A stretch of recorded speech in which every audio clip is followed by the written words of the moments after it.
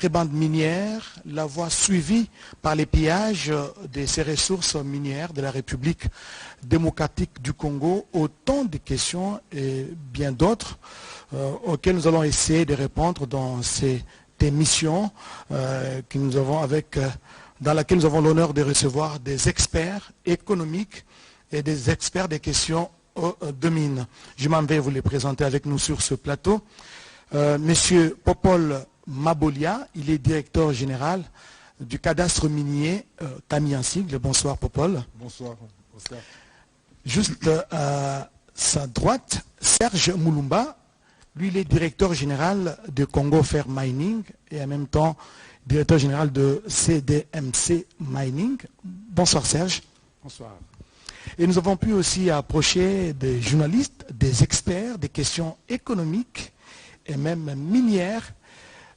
Juste à mon extrême gauche, nous avons associé à ces plateaux spéciaux Willy Kalingai, il est analyste économique, directeur général du groupe de presse Géopolis. Bonsoir. Bonsoir, bonsoir Oscar. Et à sa droite, un homme à ne plus présenter, un économiste de renom en République démocratique du Congo. Il s'agit de Jérôme Sekana, analyste économique et coordonnateur, je ne sais pas si on doit appeler ça ONG, Asbel. de l'ASBL Toile d'Araignée. Bonsoir Jérôme. Bonsoir Oscar. Nous allons commencer par les commencements. La guerre que nous mène le Rwanda via le mouvement terroriste M23, au-delà des velléités expansionnistes, c'est une guerre économique, une guerre d'exploitation de minerais. Monsieur Popol Mabolia, en 2 mots, pouvez-vous nous présenter la cartographie des zones qui recèlent de minerais, même stratégiques, dans la partie est de la RDC? Merci Oscar pour la parole. Dans la partie est de la RDC, lorsqu'on parle de minerais stratégiques, on parle essentiellement des 4 minerais que nous avons épinglés dans le cadre de ce qu'on appelle les 3T et l'or. Donc vous avez le wolfram, le coltan, le tungstène et le 4e c'est l'or. Je crois que j'en ai peut-être manqué un, je ne sais pas, mais les 4, non pas le lithium. Là on parle des minerais de l'Est de la RDC. Donc essentiellement ce sont ces minerais qui sont, disons, appétit glouton des pays voisins. Pensez-vous que cette guerre qui nous est imposée, ça fait aujourd'hui 30 ans de guerre, 3 décennies, il y a des enfants qui naissent sous le crépitement des balles, il y a des femmes qui sont violées, et il y a une instabilité criante dans cette partie de la République, 30 ans de génocide rwandais, et les conséquences ou l'incidence, c'est en RDC avec les pillages des ressources naturelles. Vous pensez que c'est justement l'exploitation illicite des minerais qui motive la guerre dans cette partie? C'est un moteur. C'est-à-dire c'est ça qui entretient ce désordre-là, parce qu'avec ça, les minerais sortent à moindre coût et ça finance, si vous voulez, les pays malveillants qui achètent des armes pour continuer à perpétrer, et une autre partie de l'argent sert à construire leur pays.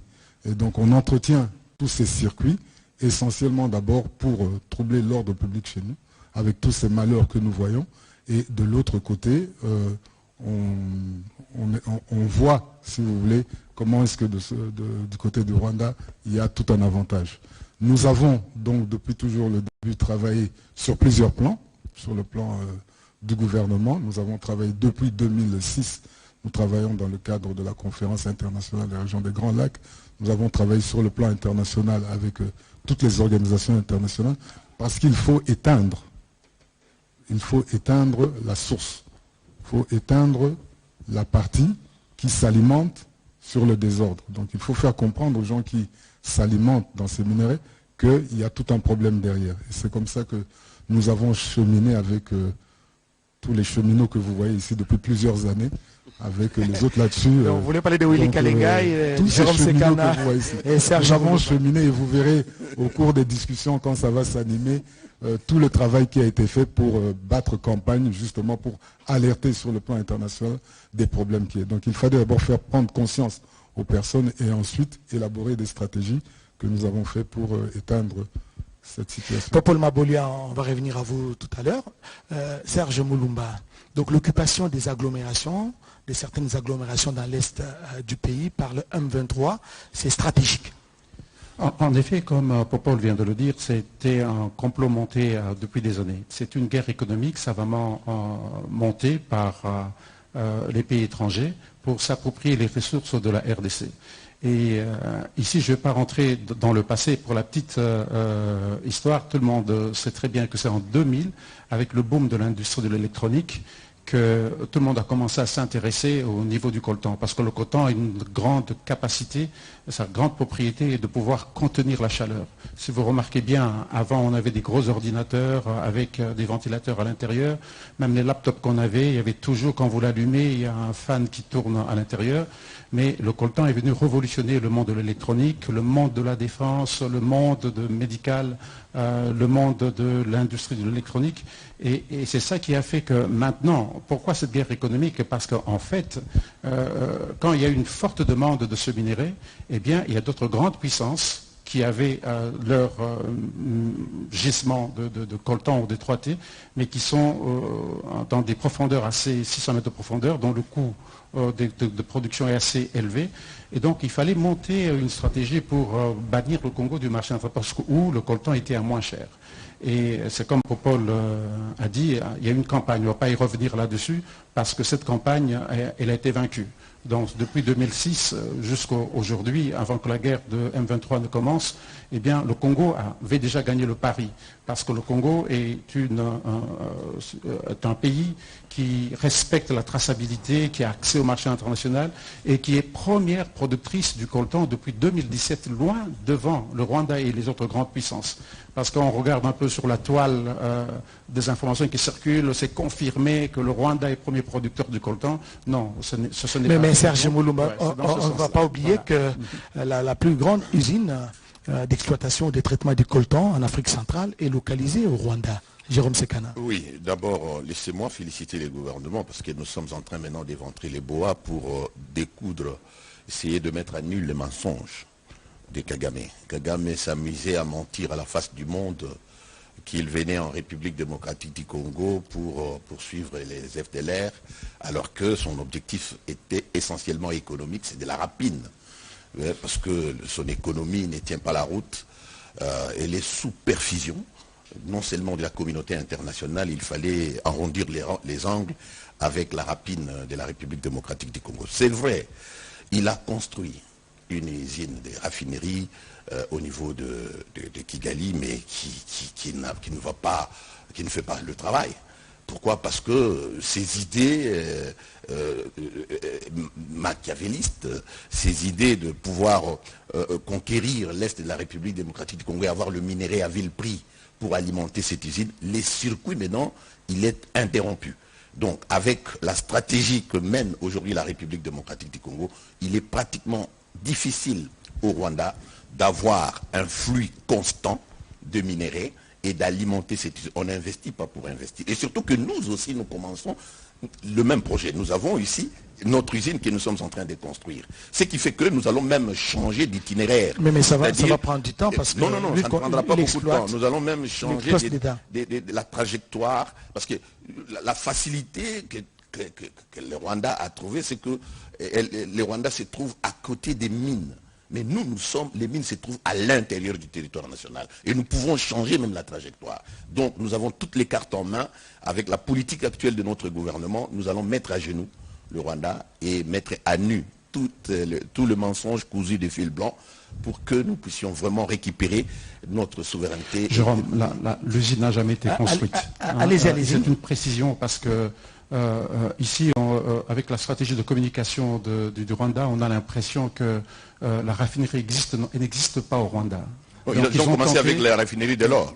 Bon, oui, je parle de l'or. Et puis, dans les pipelines, la raffinerie du coltan. Je parle du coltan, la raffinerie, c'est juste une fondation qui a été faite. Bien sûr. Et ce qu'on montre, ce sont des maquettes. Ça doit être une précision parce qu'il ne faudrait pas qu'on donne l'impression qu'au Rwanda, il y a déjà une raffinerie de coltan. Il n'y en a pas. Voilà. C'est peut-être une stratégie de communication de l'autre côté pour montrer que les choses vont dans les bons sens. Allez-y, Popol. Du fait que nous avons justement, sur le plan international, fait un lobbying assez fort.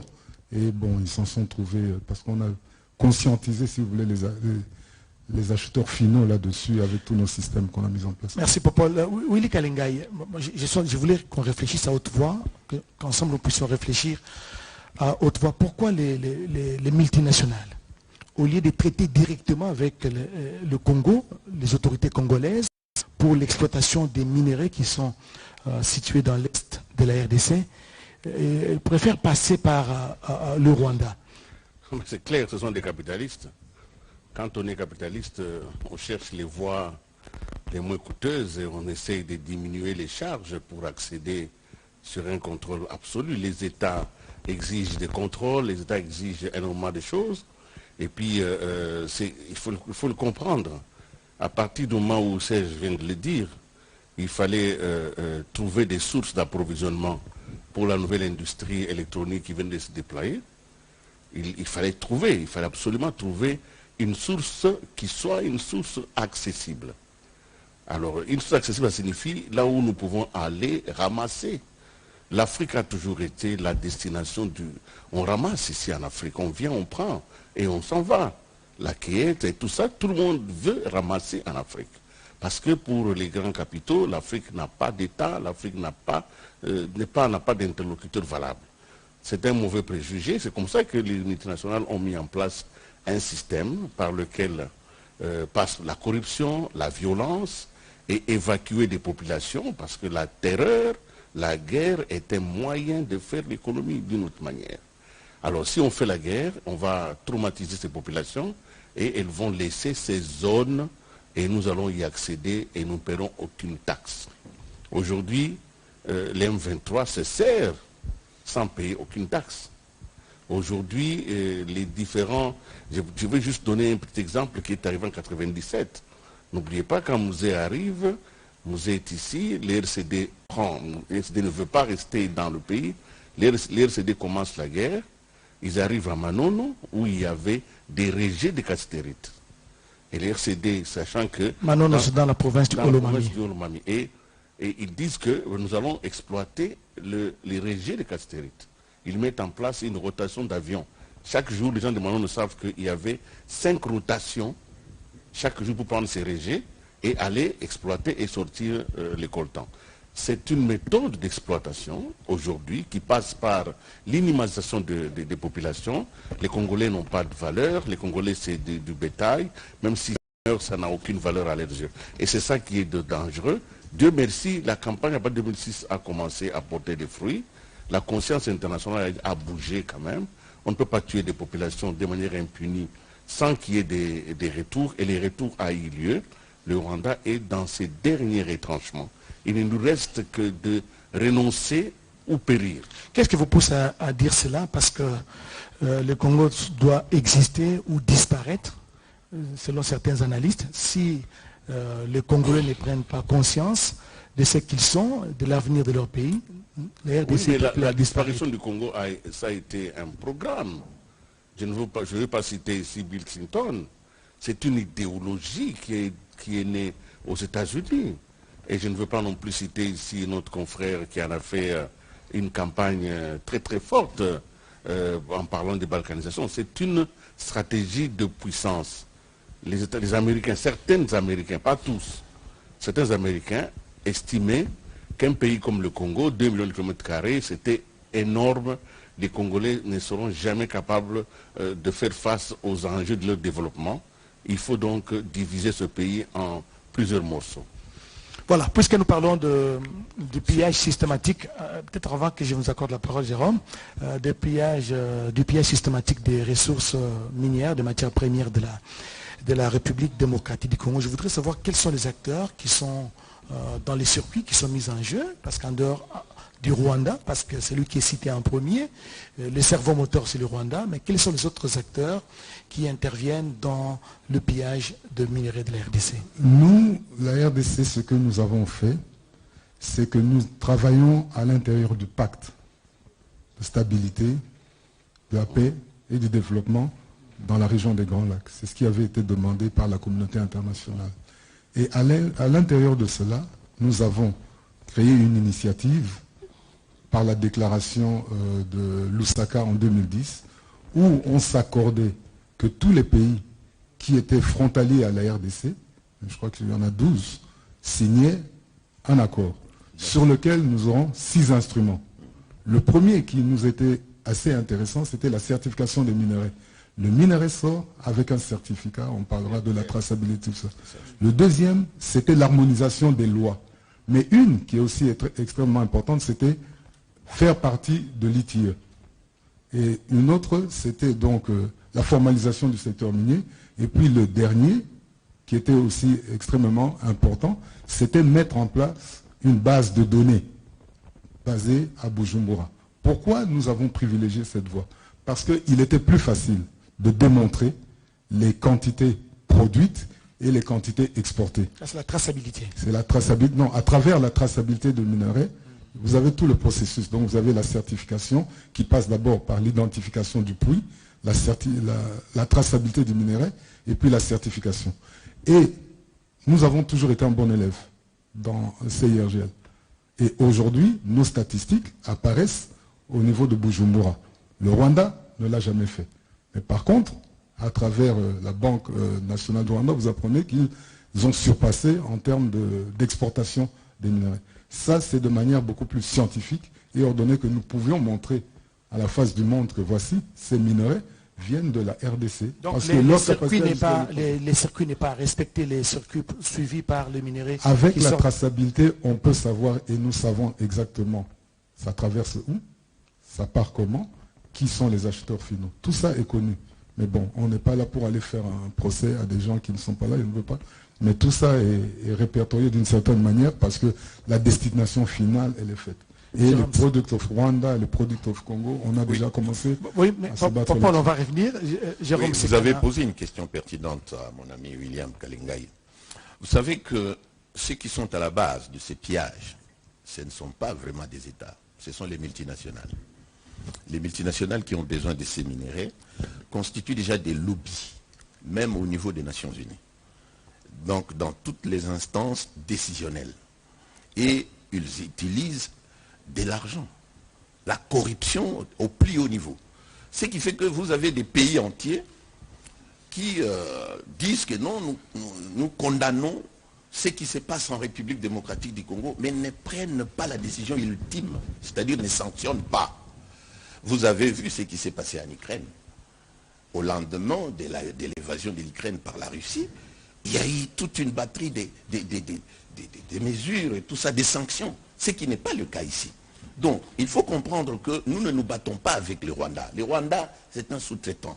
Et le MIR, donc le Rwanda, le régime rwandais avec tout ce qu'il fait, ça va s'écrouler comme un château de cartes parce qu'en fin de compte, le Rwanda n'aura plus vraiment les moyens avec tout ce que nous sommes en train de prendre comme stratégie en République démocratique du Congo. Donc, ici, il faut comprendre que derrière le Rwanda, il y a des multinationales. Derrière le Rwanda, il y a aussi d'autres personnalités politiques qui cherchent à balkaniser le pays pour faire de cette partie de la République démocratique du Congo un non-État où ils peuvent s'imposer et exploiter à volonté nos minéraux. C'est qu'ils oublient qu'il y a l'intangibilité des frontières. C'est qu'ils oublient que nous sommes un pays souverain. C'est notre pays. On ne peut pas nous demander de faire chez nous ce qu'eux ne peuvent pas accepter qu'on fasse chez eux. Et voilà, donc voilà pourquoi j'ai dit que tout ce que vous suivez au niveau international, les condamnations ne viennent pas. Nous devons bloquer la sortie des minéraux. Parce qu'ils ne peuvent pas mettre ça dans le dos et amener chez eux. Serge Moulouma, vous partagez cette réflexion, bloquer la sortie des minéraux? Et c'est la solution parce que Kagame, à un moment donné, il a plaidé non coupable. Il dit que les minéraux transitent par les Rwandais, mais vous ne parlez pas de la destination finale. Moi, je pense qu'il a plutôt plaidé coupable, parce que quand il reconnaît déjà que les minéraux passent par chez lui, c'est ce que notre chef de l'État avait déjà dit, la guerre que mène le Rwanda, c'est pour les matières premières. Je vous donne un exemple beaucoup plus simple.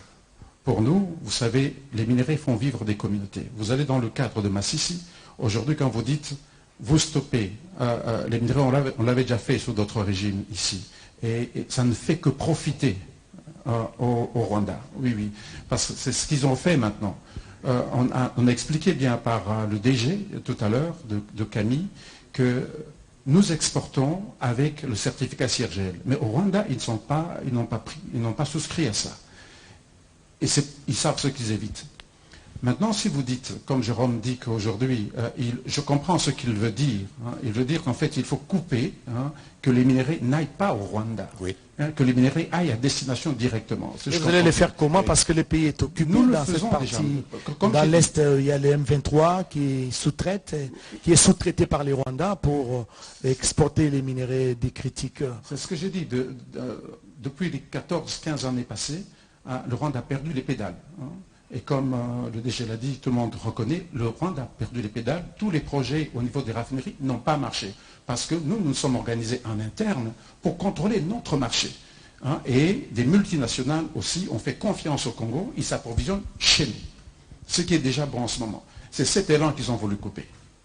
Si vous regardez bien, et nous plaidons pour cela, en 2024, si les statistiques du Rwanda montent, on sait d'où ça vient parce que les minerais viennent du nord de la République démocratique du Congo, et je ne suis pas le seul à le dire, la communauté internationale le dit, les ONG, l'UN, la société civile congolaise, on le dit. Et si aujourd'hui on se dit, c'est ce qu'ils ont fait, pour paraphraser ce que Jérôme a dit tout à l'heure, pourquoi les M23 ne vont pas jusque dans la mine? La mine de Rubaya n'est pas occupée par les M23. Ah bon? La mine de Rubaya? Nous apprenons que même Massissi... Non, Massissi, les mines de Rubaya ne sont pas occupées par le M23. Le M23 a juste coupé les voies d'évacuation de Rubaya. Eh bien, ils se sont installés à Mouchaki. Et les M23 laissent le main libre aux exploitants congolais? Non, les exploitants congolais sont libres. Ce sont des gens qui vivent au jour le jour. Hein, pour eux, ils doivent produire. Les négociants doivent acheter. Hein, et pour le moment, la voie d'évacuation est coupée. Et selon ce qu'on a dit tout à l'heure, nous avons souscrit au guide de l'OCDE sur le devoir de diligence en ce qui concerne les minerais dans les zones de conflit. Qu'est-ce qui s'est passé? Quand la voie d'évacuation a été coupée, eh bien, tout de suite, les entités de traitement, les coopératives qui travaillent dans le Massissi, devaient arrêter d'acheter parce qu'aucun acheteur final ne voulait prendre les minerais qui viennent du Nord Kivu. Et pour le moment, par exemple, nous sommes sous un embargo de fait parce que les minerais du Nord Kivu, personne n'en veut à cause de la voie d'évacuation qui est coupée pour que ceux-là qui vont les acheter au Fédiche n'aient pas des rapports d'incidents. Ils vont dire non, ils ont pris des minerais dans cette zone. Ce sont les minerais du sang. Non, ce ne sont pas les minerais du sang. Ça, c'est un concept. C'est ça qui est utilisé au niveau de la communauté internationale. Ce concept, je crois que le DG va l'expliquer. Ce concept a été enlevé, hein, parce qu'on a fait une campagne des années pour dire que non, ce ne sont pas les minerais du sang, ce sont les minerais sans conflit. On a même évité de dire... L'Australie était derrière ça.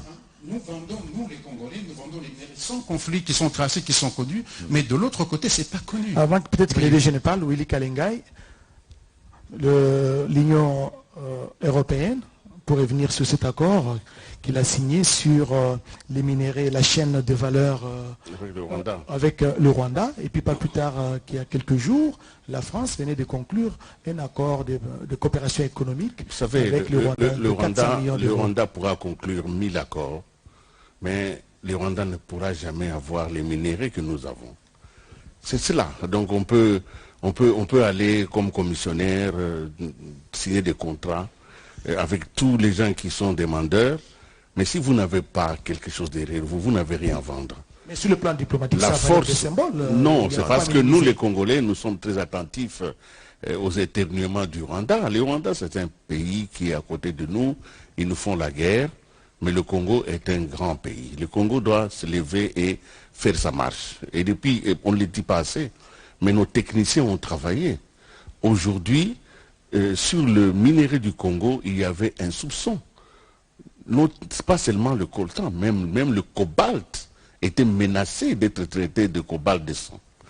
Nous avons réussi, grâce à nos techniciens, grâce à notre gouvernement, grâce aux efforts qu'on continue, à faire passer les minéraux congolais directement vers les utilisateurs finaux.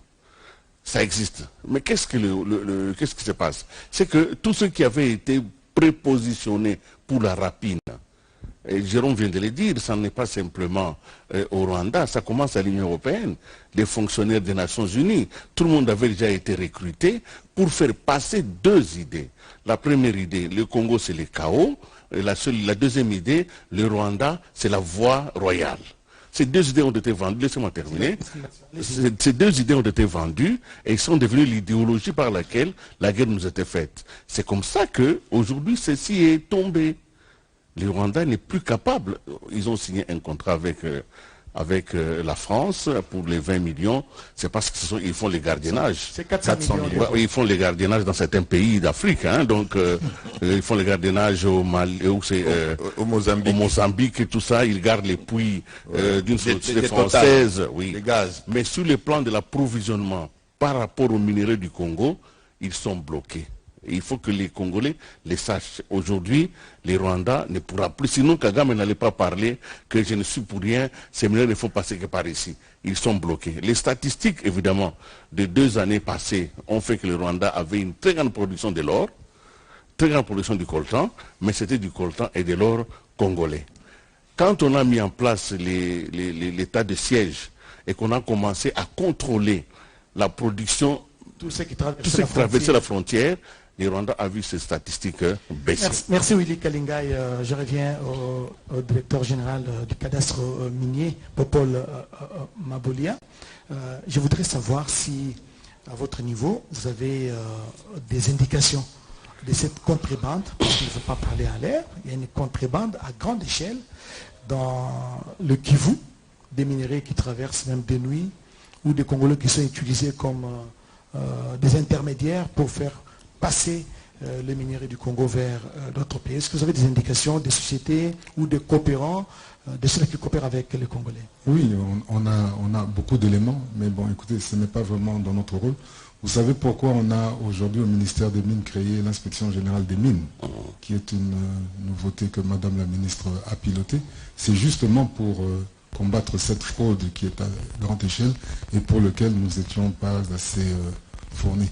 Mais ce que moi je voudrais insister, c'est que nous devons, lorsque nous regardons avec tous les minerais, et M. Serge qui a commencé à être avec moi depuis longtemps, est maintenant passé dans l'industrie comme maintenant producteur ou homme d'affaires.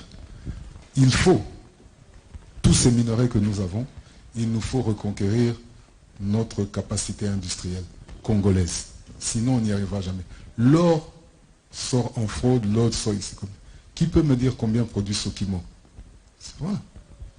Si la compagnie fonctionnait, elle pourrait tout absorber. Donc il y a des problèmes où en interne, nous devons regarder combien produit aujourd'hui la Gécamine, combien produit. Et là où on a très fort, on devrait l'utiliser. Peu de gens savent que la Gécamine à travers STL produit du germanium. Et le germanium que produit STL, c'est 25%. Minimisable. Non, c'est 25% de la consommation mondiale. Et c'est un minerai critique dont les Américains sont friands à cause des lasers qu'ils doivent faire et tout ça. Donc c'est quelque chose d'important. On vend ou on prend ce que nous avons de plus important et puis nous leur montrons la nécessité de respecter les standards que nous avons tous signés. Ne prenez pas n'importe où. Prenez ce qui est tagué. Qu'est-ce qui est arrivé jusqu'avec les Rwandais et avec la traçabilité qu'on a fait? Ils ont commencé à prendre comment on dit encore les tags, les étiquettes. Ils ont commencé à venir le faire dans nos mines chez nous. Prenaient, ils les faisaient, alors Product of Rwanda, alors que ce n'était pas. C'est comme ça qu'on a créé l'IGM, pour contrer ce genre de situation. Ce sont des produits qui sont venus chez nous. Mais ce que nous devons nous concentrer, pas nous larmoyer tout le temps. Aller de l'avant avec la stratégie que nous avons mise avec lui et d'autres stratégies, la reconquête industrielle. À l'Est, nous sommes en train de regarder comment est-ce qu'on peut créer une ceinture aurifère de tous ces pour la raffinerie. Primera est déjà une première riposte. Il y a beaucoup d'actions comme ça qui sont prises sous le leadership du président de la République, directement pour le cas de Primera et d'autres, que nous sommes en train de mettre en place. On va éteindre, comme je l'ai dit au début, on va éteindre toutes ces histoires en allumant la lumière chez nous. Serge Boulouba, comment cette reconquête va-t-elle se faire dans un pays où l'ennemi veut toujours créer les désordres, profiter de la désorganisation pour continuer à piller les richesses? Oscar, je crois que 30 ans, c'est la symbolique de 30 ans, c'est un temps de sagesse, un temps de réconfort, un temps de responsabilité. Et je crois que ce programme arrive à point nommé parce que déjà, le mécanisme, la stratégie est en place. La stratégie a porté du fruit. Mais la stratégie a été un peu seulement mise à mal avec le M23 dans la zone. Mais cette stratégie va pouvoir se mettre en place à une seule condition. Et cette condition, je crois que les membres du gouvernement qui nous suivent, le chef de l'État lui-même, c'est la sécurité. Et comme j'ai dit en ce moment-ci, les mines, par exemple, du Nord Kivu, spécialement celle de Massissi, il n'y a pas de rebelles là-dedans. Les mines sont libres. Et puis, dans cette stratégie aussi, ça je peux le dire, le chef de l'État, en pointant du doigt le perturbateur et le voleur des minéraux de la RDC, c'était bien clair, exactement. Et compte tenu, ils connaissent aussi les règles de l'OCDE sur le devoir de diligence, eh bien, sachant qu'ils menaient cette guerre pour prendre les minéraux de chez nous, eh bien, ils ne pouvaient pas envahir les mines. Et maintenant, on coupe les voies d'évacuation, et je crois qu'une fois que la paix revient, une fois les voies d'évacuation retrouvées, eh bien, nous allons continuer à faire notre projet. Le trading va continuer, le projet de géologie va continuer, le projet d'installation d'une usine que nous allons pouvoir implanter là-bas va continuer, et donc, le succès sur le plan international va continuer parce qu'au même moment, nous sommes en train de mener un lobby gouvernement et nous, les opérateurs miniers, pour dénoncer tous les tonnages qui sont partis au Rwanda.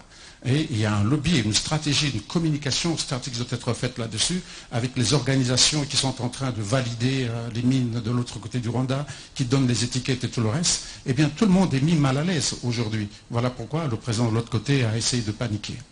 Willy Kalinga, mais d'aucuns s'interrogent sur la main tendue du président Félix Antoine Tshisekedi Tshilombo lors de son avènement au pouvoir. Il a préféré collaborer, que les Rwandais exploitent de manière légale, passent par des voies normales, officielles pour l'exploitation des minéraux. Mais apparemment, le chef de l'État n'a pas été compris. Non, mais le chef de l'État, c'est un stratège. Je crois qu'on ne commence pas directement par des soupçons. Il a ouvert les marchés congolais au Rwanda parce que le Rwanda était déjà soupçonné. N'oubliez pas, les Rwandais n'étaient pas toujours en odeur de sainteté avec les régimes passés. Mais quand il arrive, il fallait absolument ouvrir d'abord les discussions pour voir pourquoi on peut, comment il faudra commercer de manière pacifique. Et ça, c'était important parce que ça a permis au Rwanda d'arriver, mais le Rwanda ne pouvait pas accepter ces règles de jeu. On vous a dit tout à l'heure la liste des conditions internationales que le Rwanda ne respecte pas. Déjà au niveau de la traçabilité, à partir du moment où vous exportez ce que vous ne produisez pas, comment vous voulez que vous entrez dans un échange ouvert? Non, le président a laissé le Rwanda se dévoiler pour qu'il n'y ait plus de prétextes et de raisons. C'est vrai que l'on peut penser que c'était un peu faire trop confiance, mais il n'y avait pas moyen de faire autrement. À partir du moment où il n'y avait pas d'acte posé et que le Rwanda avait lui-même déclaré qu'il allait mettre en place un mécanisme de collaboration avec le Congo, qui soit un mécanisme ouvert. Mais c'était sans connaître la stratégie du Congolais. Les Congolais doutent de leur propre force et c'est ce qui me déçoit un peu. Non, les Congolais sont forts parce que nous ne nous battons pas contre des petits pays, nous nous battons contre les puissances mondiales. Ils ont décidé de nous exterminer, de nous éliminer, de faire débattre le pays. Le pays continue à vivre dans ses frontières. Aujourd'hui, le M23 a commencé à attaquer depuis 2022, mais nous sommes au Nord Kivu, ils n'ont pas un dixième du Nord Kivu. Ça signifie quand même qu'il y a une force de rétention. Si vous faites la comparaison, vous allez vous rendre compte qu'en 1996, quand l'AFDEL arrive, l'AFDEL a conquis le pays en 6 mois. En 2013, les mêmes M23 a été défait. Mais ils ont quand même conquis jusque Goma. Ils avaient, autour de 2 mois, ils avaient fait leur guerre. Aujourd'hui, ils sont à plus d'une année et 5-6 mois, ils sont maintenus dans une portion de terre. C'est vrai qu'il y a des populations, mais c'est combien? Ça signifie que le Congo ne croit pas en sa puissance, mais le Congo est puissant. On a contenu l'avancée du M23. Pourquoi ils ne sont pas encore arrivés à Goma? Pourquoi ils ne parlent pas Kisangani? Parce qu'il y a une armée qui a mis des bornes. Je termine en disant ceci. Le président avait raison de prendre cette stratégie parce qu'aujourd'hui, dans le monde entier, le président Paul Kagame est connu sous sa vraie nature, qui a permis au monde de connaître Paul Kagame. Si ce n'est pas quelle nature, ça? Mais c'est un prédateur. C'est un prédateur, il n'y a pas moyen de faire autrement. Vous vous rappelez déjà que certaines images circulent, on ne les salue même plus. Il y a certaines manifestations internationales, il n'est plus invité. Aujourd'hui, il ne reste qu'un sentier. C'est les sentiers des souvenirs de ses acquaintances anciennes. Ça signifie Bill Clinton, Tony Blair, qui ne sont plus au pouvoir depuis de longues années, et c'est eux justement qui maintiennent en lui une certaine image d'un homme public respectable. Pourquoi? Parce qu'un homme, notre président, a réussi, grâce à une certaine intelligence stratégique, à pousser le président Kagame à faire tomber les masques. Je vois Jérôme Sekana qui veut ajouter quelque chose. Les masques sont tombés. Et il faut féliciter notre président parce que s'il pouvait commencer tout de suite à dire que nous ne collaborons pas avec le Rwanda, on allait dire que nous sommes de mauvaise foi. Nous avons ouvert nos mains. Nous avons dit aux Rwandais, venez travailler avec nous. Il y a eu même des propositions de contrats. Vous avez une raffinerie de l'or, alors nous vous envoyons de l'or là-bas. Faites-les là-bas. Mais on a compris qu'ils ont toujours des velléités usurpatoires, expansionnistes. Donc ce n'est pas ça qui les intéresse. Nous avons compris également que derrière Kagame, il y a des gens qui rêvent, ils le rêvent, d'un pays qu'ils peuvent fabriquer à l'intérieur de la République démocratique du Congo. Et quand vous regardez la cartographie des conflits armés, elle se superpose sur la cartographie minière. Qu'est-ce que cela veut dire? Cela veut dire tout simplement que ce sont les mines qu'on vise. Et ces gens-là, on ne fabrique pas les armes ici. Hein? Les armes proviennent d'où? Vous avez des missiles sol-air qui arrivent à l'Est. Même que Kagame n'a pas l'argent pour acheter ça. Donc nous devons comprendre, mais là ils attendront longtemps. Le Kagame, c'est justement l'arbre qui cache la forêt. C'est très clair. Kagame a déjà des problèmes. Parce que des milliers de morts qui sont enregistrés là. On a même interdit aux gens de pleurer. Parce qu'il y a des gens qui sont venus et qui sont morts au front en République démocratique du Congo. On ramène les cadavres, on les enterre, on dit ne pleurez même pas. Dans des éléments de RDF, de l'armée rwandaise. Et puis, il faut retenir une chose. Quand bien même Kagame est assisté par ses amis, qui rêvent, et je pense qu'ils continueront à rêver, mais Kagame ne peut pas tenir pendant longtemps cette guerre. C'est pour cette raison, vous le voyez aller à Londres négocier pour qu'il y ait encore d'autres personnes qui arrivent, même qu'ils puisent même certaines, les demandeurs d'asile pour les envoyer à l'Est parce qu'il est à bout de souffle. Donc, nous sommes en train de nous organiser. Et nous sommes contents. Avec, par exemple, notre gouvernement, vous avez les livres blancs, il faut tripler le budget. Moi, j'ai dit dans des émissions que nous sommes un grand pays, nous devons avoir une armée de plus ou moins 1 million d'hommes, avec 500 000 réservistes, pourquoi pas? Et nous allons voir comment Kagame va tenir. Il ne tiendra pas, c'est pour quelque temps. Et là, nous devons tenir bon. Et c'est pour cette raison que vous avez la pression de la communauté internationale. Depuis quand vous avez déjà vu des ambassadeurs débarquer et commencer à dire, ne signez pas des contrats avec les Russes, ne faites pas ceci. Mais au nom de quoi vous allez nous demander, nous, de ne pas signer avec... Non, bien sûr que nous sommes en partenariat avec les Américains, mais quand les Américains ne jouent pas franc jeu, nous sommes libres, nous sommes souverains. Mais vous n'avez pas à venir nous dire ici que nous ne devons pas faire ceci ou cela, d'autant plus qu'en Afrique de l'Ouest, ils ont de sérieux problèmes. Et la France est en train de jouer un mauvais jeu. La France, parce que la France utilise les Rwandais comme une armée de quoi? Une milice qu'il utilise pour aller au Mozambique, par-ci, par-là, oubliant que si la République démocratique du Congo aujourd'hui quitte la francophonie, ça sera la catastrophe. La France va s'écrouler comme un château de cartes. Donc, je vais terminer. Nous sommes dans les secteurs miniers, mais dans ces secteurs miniers-là, tout est lié. Tout est lié. Quand vous voyez ce que la France est en train de... Même dans les pétroles, les patrons de Total a bombé les torses ici pour dire que, écoutez, non, nous n'allons pas participer aux appels d'offres. Et quelque temps après, il fait les yeux doux, il envoie oui, bien sûr, il envoie des jets ici. Donc le problème est là. Je voudrais demander aux compatriotes de tenir bon. Et surtout à notre gouvernement de tenir bon. Et à nos forces armées, nous allons mettre un terme. Ça sera réglé une fois pour toutes. Et Kagame ne va plus se permettre de faire ce qu'il est en train de faire, y compris les générations futures. Je termine en disant ceci. Rapidement, Jérôme. Nous avons des problèmes. Nous avons des problèmes avec le gouvernement, rwandais. génocidaires, parce qu'ils ont commis les génocides en République démocratique du Congo, mais nous n'avons pas de problème avec le peuple. Mais ce qu'il est en train de faire, j'ai suivi les professeurs Ndaïwel ici.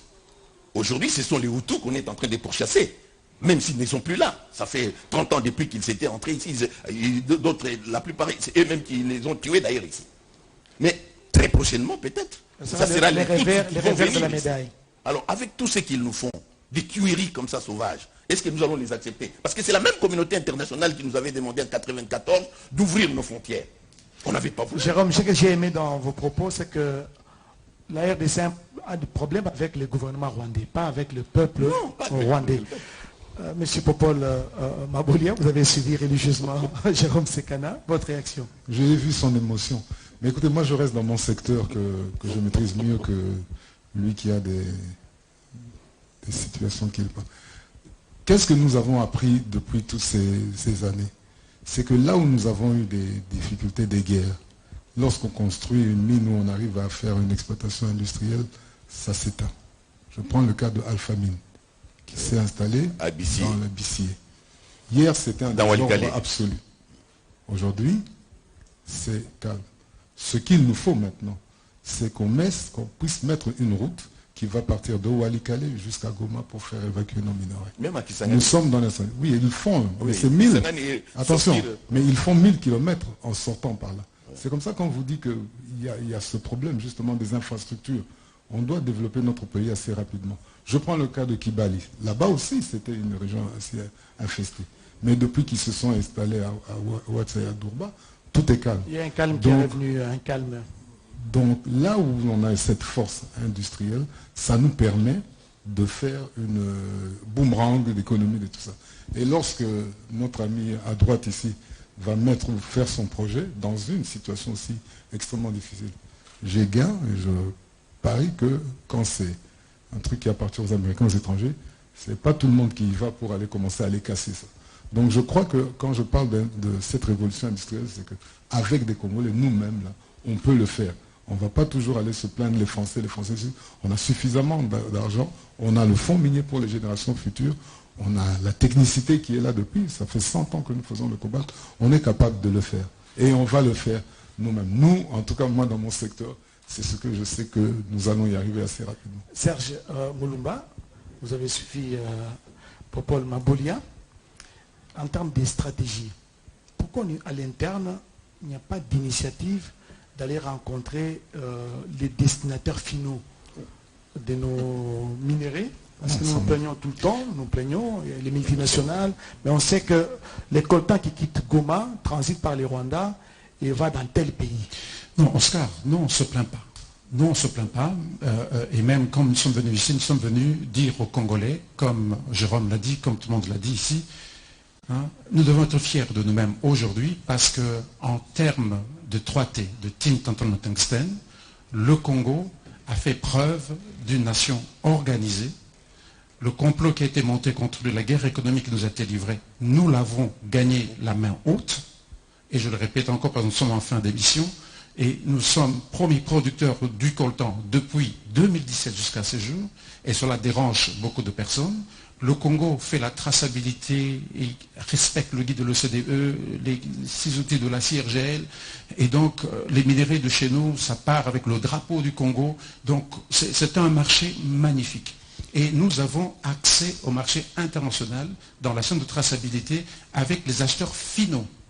Voilà pourquoi ils veulent casser cet élan, mais comme on le dit, avec la dynamique que nous avons tous ensemble, avec la stratégie qui est en train d'être faite, eh bien ça ne va pas réussir. Parce que, et même en termes de criticité, ça il faut le dire, 60 à 80% des réserves mondiales, même pas évaluées aujourd'hui, mais sont au Congo. Et en plus, et comme je l'ai dit, personne ne peut se passer du coltan de la RDC, qui a très bonne teneur, qui a très bonne composition centésimale et qui produit la poudre de tantale de haute qualité que nous utilisons dans les condensateurs. Et tout cela nous environne. Et je crois que ce n'est pas en se plaignant, non. Je crois 30 ans après, 15 ans de lutte dans ce secteur des 3T, eh bien je crois que nous avons gagné le pari et nous le gagnerons toujours. Voilà pourquoi nous sommes là. Mais c'est pas, je ne veux pas dire que les Congolais sont en train de se plaindre. Je voulais peut-être embrasser l'idée géniale du président de la République, par exemple pour la vente de l'or ou du diamant. Il a préféré coopérer directement avec les Émiratis.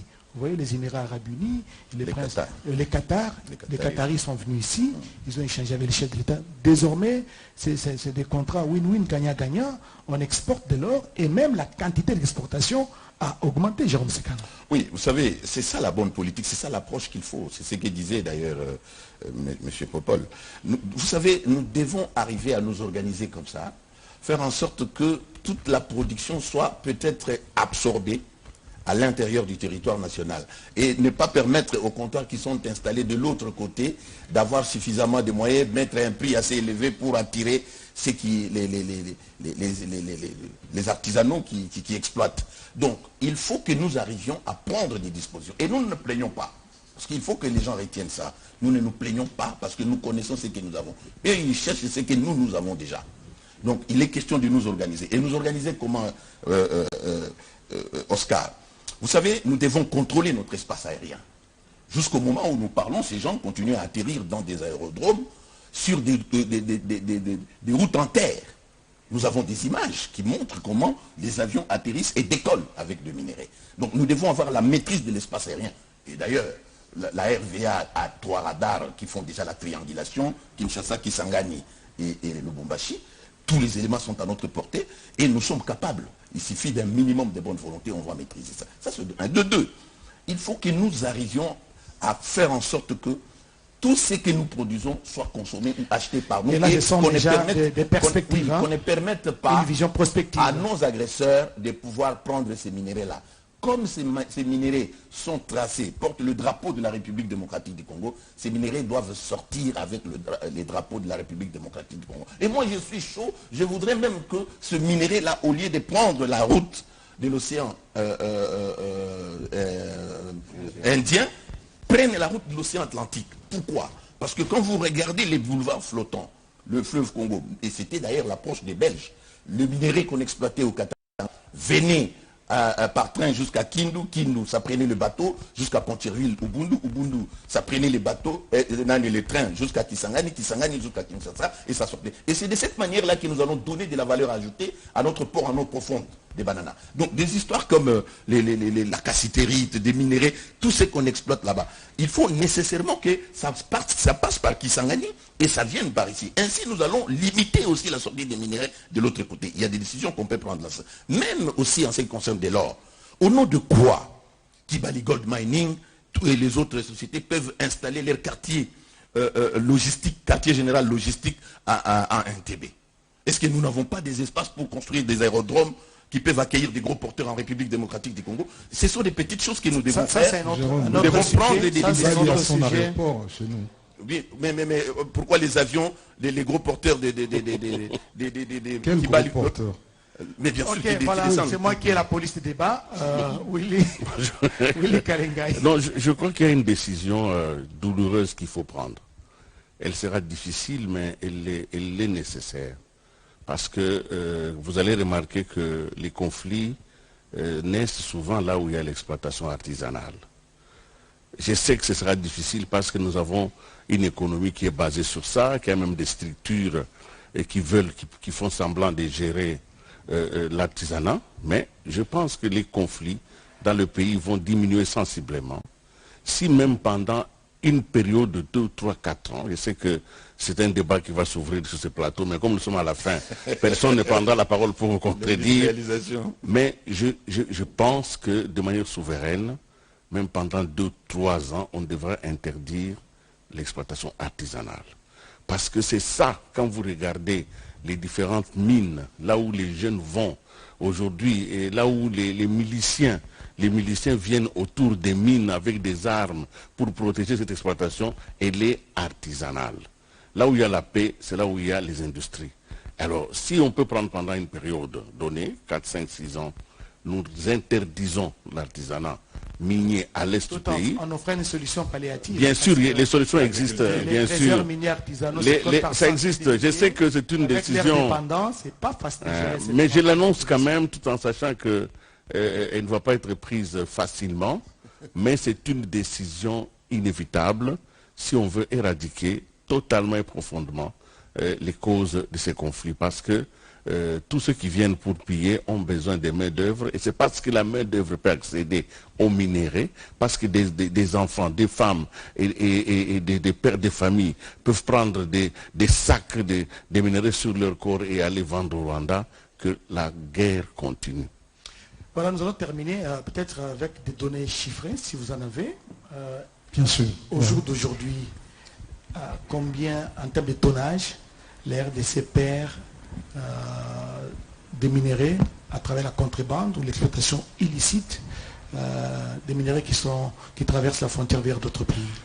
Oui. Avant de donner les chiffres, je voudrais revenir sur ce que William a dit.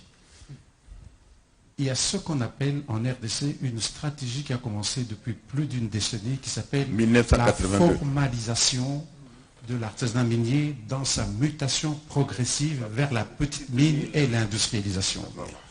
Ça marche, parce que moi je suis le fruit de cela.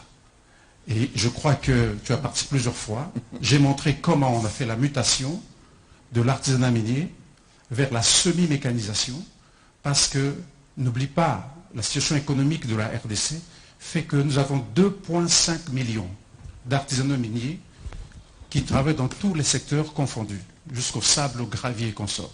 Vous prenez une moyenne de 10 personnes par famille, vous avez 25 millions de personnes qui dépendent de ça.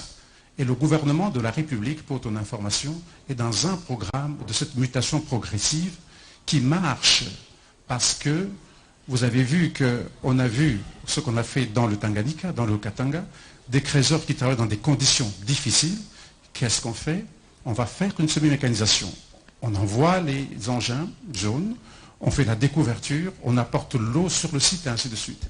Et aujourd'hui, si le DG vous en parle, nous avons un projet industriel de transformation du coltan sur place en sel de Tantale. Et le projet s'est freiné un peu à cause de la guerre. Et je crois qu'il faut prendre les choses dans une perspective globale. En termes de chiffres, je crois que pour l'année 2022, 2023, on est en train de compiler encore le cours d'eau était au CTCPM, hein, avant de devenir DG, c'est cette cellule technique. Nous avons produit 2222 tonnes de concentré de Tantale. Je parle de Tantale parce que c'est mon domaine. Et quand vous comparez maintenant US Geological Survey, les gens peuvent aller chercher là-bas, et tous ceux-là qui doutent de cela, vous allez trouver qu'en 2022, nous avons fait 860 tonnes de contenu métal. Et si vous remarquez bien, ça va de pair parce que notre coltan qu'on exporte, le concentré varie entre 22 à 25% et parfois 30% en pentoxyde de Tantale. Quand vous faites un petit calcul, vous allez voir que les statistiques sont tout à fait correctes. Et je n'ai pas les statistiques, je crois que le DG va nous aider. Pour 2023, nous avons fait, 2023 qui vient de se passer, 960 tonnes en termes de contenu métal, loin devant le Rwanda. Et ça, c'est officiel, ça vient de US Geological Survey, et quand vous allez au CTCPM, ça va se compiler. Et les gens peuvent aller sur le site de CTCPM, ils vont voir que sur toutes les matières que nous avons, eh bien, les statistiques sont là, sont bien commentées, sont bien travaillées, et donc il faut seulement aller lire. Monsieur le directeur général, un complément? Mais il l'a dit, hein, donc je ne vais pas ajouter. Mais puisque nous allons chuter, quel est mon message? Puisque nous sommes devant des hautes autorités de la communication, il faut nous aider à avoir des instruments qui peuvent faire la différence. Nous avons et nous cheminons avec les cheminots ici depuis longtemps. Ce qui nous manque souvent, c'est d'être capable de faire le visuel, de montrer aux gens ce qui se passe. On arrive, on a la parole, on a nos PowerPoint, mais on n'a souvent pas d'image.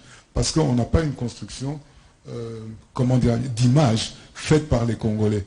Si on pouvait aller sur le terrain, voir les histoires, quand on dit que nous sommes en train de souffrir, comme Madame a dit, et que l'on montre, nous qui avons cette capacité d'être en face de ces gens, c'est là où nous allons leur dire, nous avons regardé ce qui se passe. C'est extrêmement important qu'on ait des pamphlets, des films, des documentaires faits par les Congolais.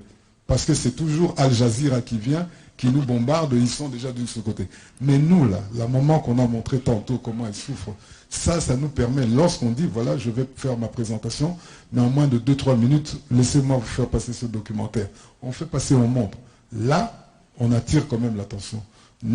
Pas notre difficulté, c'est qu'on n'a pas ce genre d'instruments, des films, des documentaires, qui puissent étayer ce que nous sommes dit.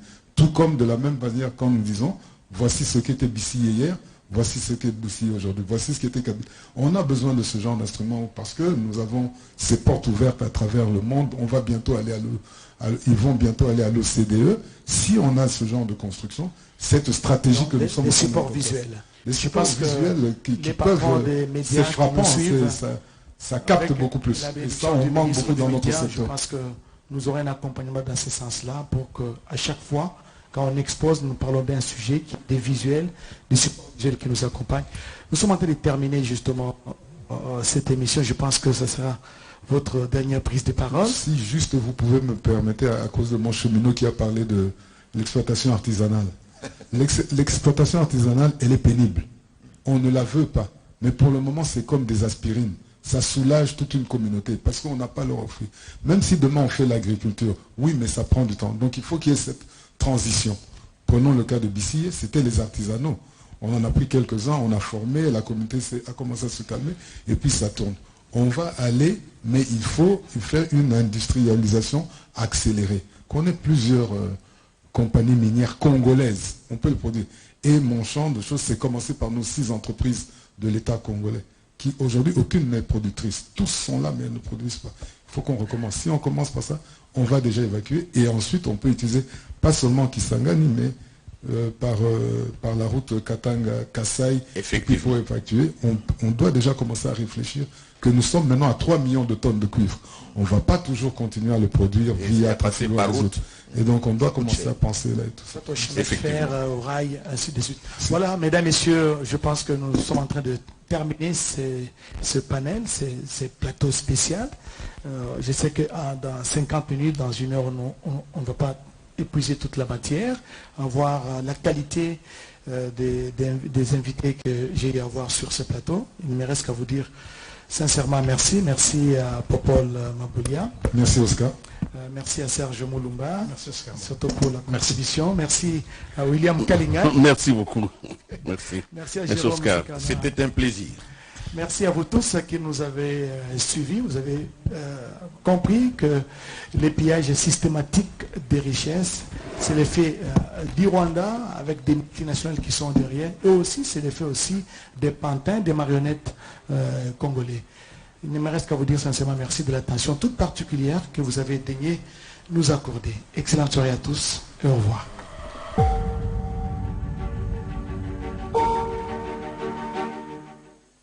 Qui a un téléphone? Vous avez tous des téléphones. Prenez-en soin, car dans ce téléphone, il y a les larmes et le sang d'enfants et de femmes qui vont chercher du coltan. Prenez-en soin.